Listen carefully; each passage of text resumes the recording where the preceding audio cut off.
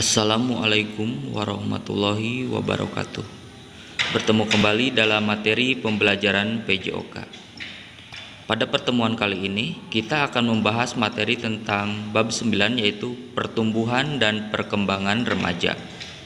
Untuk itu silahkan kalian simak videonya sampai selesai dan jangan lupa untuk mencatat di buku catatan PJOK kalian.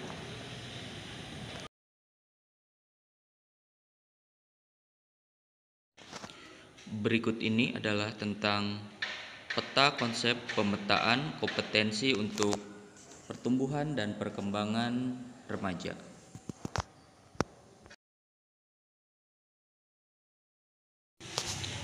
Pengertian pertumbuhan. Pertumbuhan adalah suatu proses bertambahnya ukuran, baik volume, bobot, dan tinggi badan.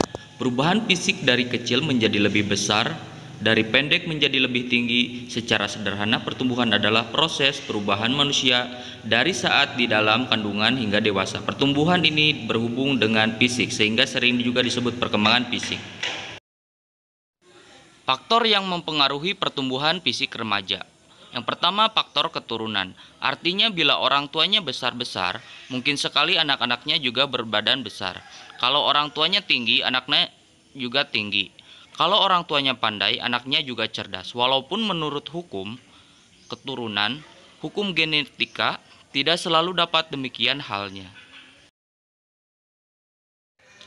Yang berikutnya, faktor pembawaan. Artinya perkembangan seseorang sudah ditentukan pula oleh keadaan selama di dalam kandungan.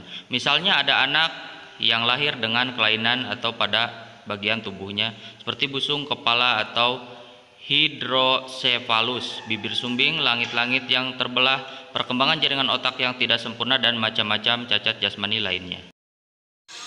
Yang berikutnya adalah faktor luar. Faktor luar ini penting sekali diperhatikan, sebab kalau sebagai akibat faktor keturunan dan faktor pembawaan, manusia tidak dapat berbuat banyak, maka manusia pada hakikatnya dapat mengendalikan faktor luar yang sangat berpengaruh bagi perkembangan jasmaninya.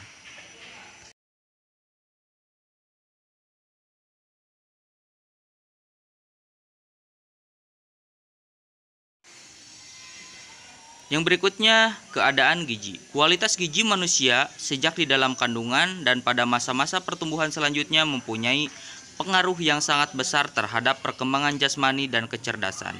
Para ahli berpendapat bahwa kekurangan protein atau zat putih telur pada waktu anak-anak dapat mempengaruhi pertumbuhan kecerdasan.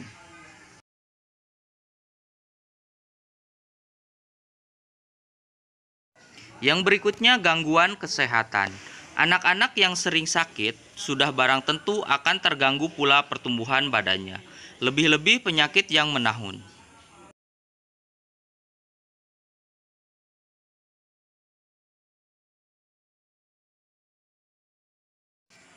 C. Rangsangan. Dengan latihan-latihan jasmani atau berolahraga jasmani akan dirangsang untuk tumbuh menjadi lebih kuat dan sehat. Orang-orang yang kurang gerak jasmaninya akan mendapat lemah dan tidak tahan menghadapi serangan berbagai penyakit. Berikut ini adalah peta konsep atau tabel hubungan antar umur, berat badan, dan tinggi badan. 1 tahun beratnya 8,1. Silahkan kalian perhatikan peta konsep berikut ini.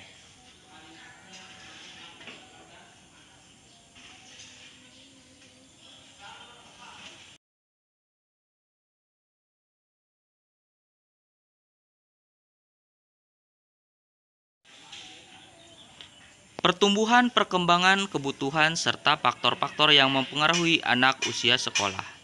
Pertumbuhan dan perkembangan anak usia sekolah dipengaruhi oleh interaksi. Untuk itu silakan kalian simak. Yang pertama, umur 6 sampai 14 tahun, perkembangan jasmani. Perkembangan jasmani relatif lambat dibanding dengan perkembangan pada usia sebelumnya. Adapun pertumbuhan bola mata, sehingga ada kemungkinan terjadinya gangguan penglihatan pada masa ini. Kerangka tulang belakang serta ligamen masih lemah. Masa pubertas yang terjadi pada akhir masa ditandai dengan adanya pertumbuhan badan yang sangat cepat.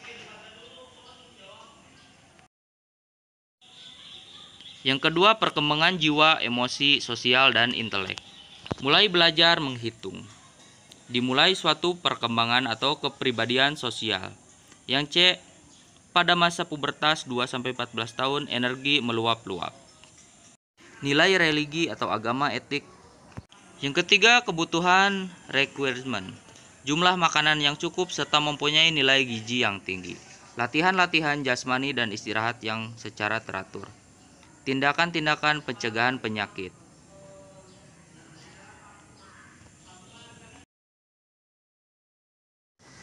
Yang keempat, faktor-faktor yang mempengaruhi. Yang pertama, masalah gizi yang antara lain disebabkan oleh faktor emosional. Yang keduanya, penyakit. Yang ketiganya, masalah gigi berupa antara lain malocclusion atau crowding. Yang keempatnya, kontak lingkungan lebih luas sehingga dapat menimbulkan konflik-konflik karena perubahan-perubahan yang dialaminya.